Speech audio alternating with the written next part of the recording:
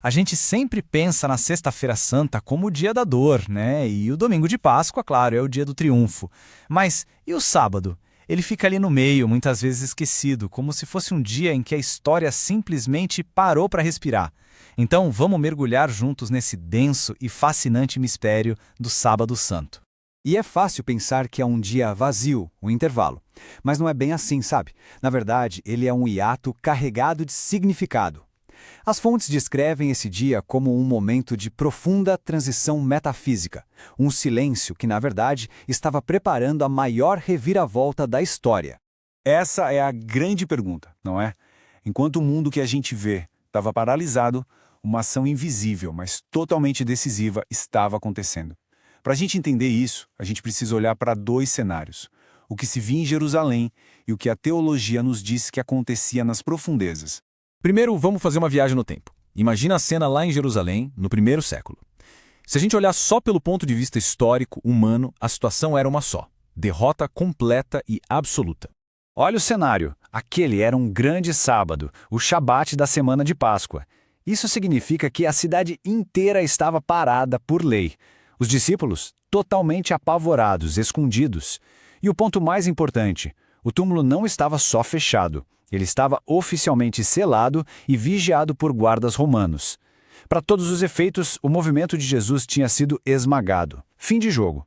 Mas é aí que a nossa narrativa dá uma virada de 180 graus. Vamos sair do mundo visível e entrar no que o credo apostólico chama de a mansão dos mortos.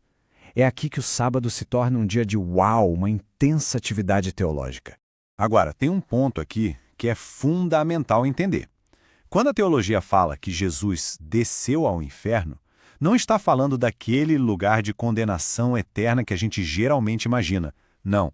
A referência é ao Hades, ou Sheol, que no pensamento da época era simplesmente o estado de morte, a morada de todos que já tinham morrido, justos e injustos, e que aguardavam a redenção. Certo. Mas ele foi para lá fazer o quê? Ficou parado? De jeito nenhum. Este versículo de 1 Pedro é a base para a gente entender que Cristo não estava passivo. Ele foi numa missão ativa, proclamar a vitória da cruz e libertar os justos da antiga aliança, pensa em Abraão, Moisés, que esperavam por esse momento.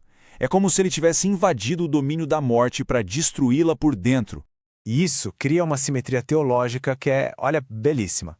Pensa só, assim como Deus Pai descansou no sétimo dia após a criação do mundo, Cristo, o Filho, descansa no túmulo no sábado, após completar a obra da nova criação, a redenção. É uma conexão poética e muito profunda.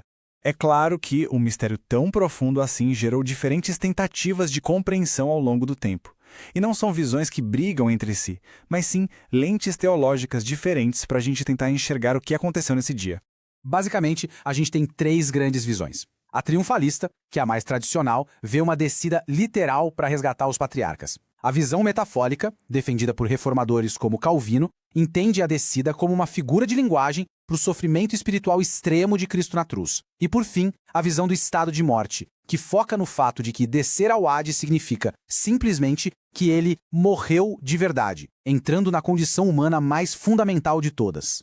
Então, como é que a gente junta todas essas ideias? Todas elas, no fim das contas, apontam para uma única e poderosa metáfora, uma metáfora usada pelo próprio Jesus. Essa é a chave para entender o Sábado Santo. É o tempo do grão debaixo da terra. Na superfície não se vê nada, só silêncio, escuridão. Mas é precisamente ali, no escondido, que a nova vida está germinando com toda a força. Vamos ver como isso se desenrola. A sexta-feira é a morte, é o grão caindo na terra. O domingo é o fruto, a manifestação pública da vitória. Mas o sábado é a etapa crucial e invisível da germinação. Sem esse processo oculto, não haveria fruto algum.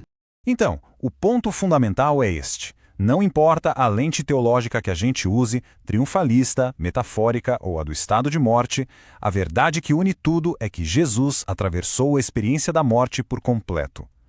E o Sábado Santo nos ensina que mesmo no silêncio mais profundo, na aparente inatividade total, o plano de Deus continua em movimento. E isso tudo nos leva a uma reflexão final.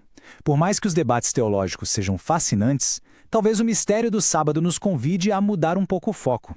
Talvez o mais importante não seja decifrar cada detalhe do que aconteceu naquele dia, mas abraçar a certeza de que aquele silêncio foi rompido para sempre.